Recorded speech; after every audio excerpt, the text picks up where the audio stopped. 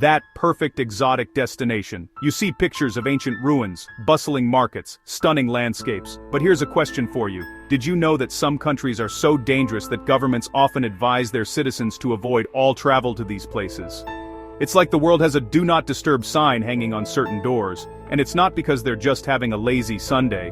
We're talking about places where the political climate is more turbulent than a budget airline flight through a hurricane. These aren't your typical watch out for pickpockets warnings. No, this is the next level. This is the maybe don't go there unless you're a Marvel superhero. And even then, maybe reconsider list. These are countries grappling with intense internal conflicts, terrorism, or political instability so severe that basic safety is a luxury, not a guarantee. It's a sobering reality check that while our world is full of breathtaking beauty and incredible cultures, some regions are for now off-limits for the casual tourist. So, if you're curious about which corners of the globe are currently on the world's no-go list, you've come to the right place. We're about to explore the reasons behind these stern warnings, looking beyond the headlines to understand the complex situations on the ground. Yes, you heard it right. Let's dive into the top 5 countries you should never travel to. Stick around, because this is a journey you'll want to take from the safety of your screen.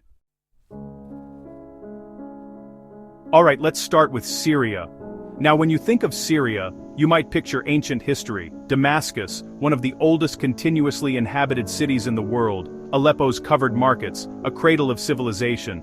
But for over a decade now, that cradle has been violently rocked by a brutal and complex civil war. It's a conflict that isn't just one fight, but a tangled web of many fights involving the government, rebel factions, and foreign powers. It's like a family argument where everyone has invited their friends and their friends' friends, and everyone brought weapons. The result is a humanitarian catastrophe on a scale that's hard to even comprehend. Entire cities have been reduced to rubble. Think about your hometown, your favorite cafe, the park you walk through. Now imagine it all gone, replaced by skeletal remains of buildings and cratered streets. That's the reality for millions of Syrians. Essential services that we take for granted, clean water, electricity, healthcare, are either non-existent or severely crippled. Hospitals have been bombed. Infrastructure has collapsed. Just getting through a normal day is a struggle for survival. And then you have to add another layer to this already tragic situation. Terrorism. Groups like ISIS, while weakened, haven't just vanished. They've melted into the landscape, operating in the shadows, still capable of launching attacks, kidnappings, and creating general terror. Their presence turns an already unpredictable environment into a minefield of potential dangers. For an outsider, a tourist, navigating this would be impossible. You wouldn't know who is who, which areas are controlled by which faction, or where the next threat might come from. It's a place where the front lines are invisible and constantly shifting. So when your government puts out a do not travel advisory for Syria, it's not being overly cautious. It's stating a fact. The risk of being caught in crossfire, detained, kidnapped, or worse is exceptionally high. There is virtually no consular support available because most embassies have long since closed up shop. If you get into trouble in Syria, you are truly terrifyingly on your own. It's a profound tragedy because this is a country with a rich cultural heritage that it deserves to share with the world. The ongoing violence has shattered the very fabric of society. Trust is a scarce commodity. The psychological toll on the Syrian people is immense. A generation has grown up knowing nothing but war. The beautiful historic sites that would normally draw tourists are either damaged, destroyed, or located in active conflict zones. Visiting them isn't just risky, it's often impossible. The ancient city of Palmyra, a UNESCO World Heritage Site, was famously vandalized and used for executions by ISIS. It's a painful symbol of all that's been lost. This isn't just about physical danger. The legal and political landscape is a nightmare. The Syrian government operates with an iron fist in the areas it controls. The security apparatus is pervasive and suspicion of foreigners runs high. You could be detained for any reason or no reason at all with little to no legal recourse. It's a system where your rights can evaporate in an instant. The idea of a relaxing vacation just doesn't compute in this context. So, while we can and should admire Syrian culture, history, and the incredible resilience of its people from afar, a physical trip is out of the question. We have to hope for a future where peace returns, where cities can be rebuilt, and where Syrians can finally feel safe in their own homes. Only then can the world be invited back to safely experience the wonders of this ancient land. For now, Syria remains a country to be prayed for, not planned for.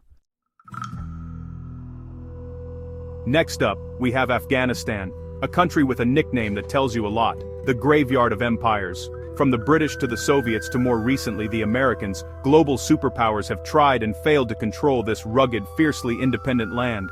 That long history of conflict has left deep scars and created a security situation that is, to put it mildly, extremely volatile.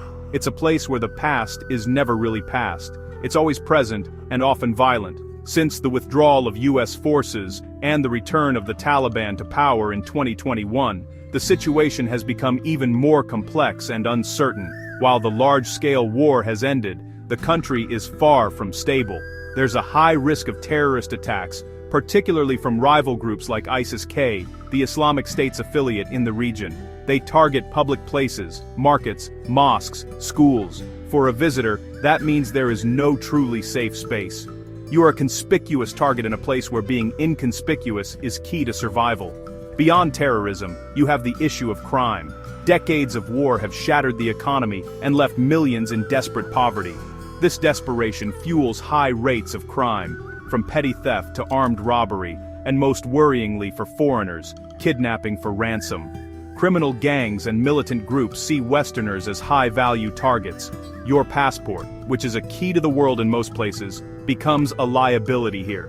It marks you as someone who could fetch a hefty ransom, making you a walking target for people with very little to lose. And then there's the infrastructure, or the lack thereof. The country's roads are notoriously dangerous, not just because of potential ambushes, but because they are poorly maintained. Medical facilities are scarce and ill-equipped to handle serious trauma.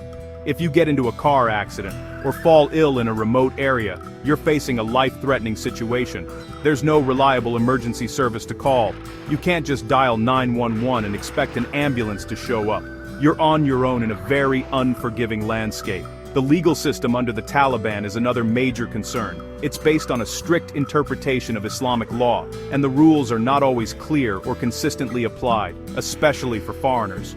What might be a minor transgression elsewhere could lead to severe punishment in Afghanistan. The concept of due process, as understood in the West, does not exist.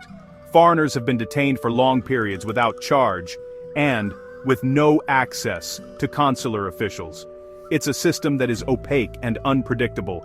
Furthermore, the country is facing a severe humanitarian crisis. According to the UN, millions are on the brink of famine.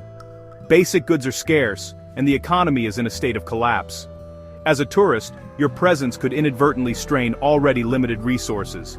It's a difficult ethical position to be in.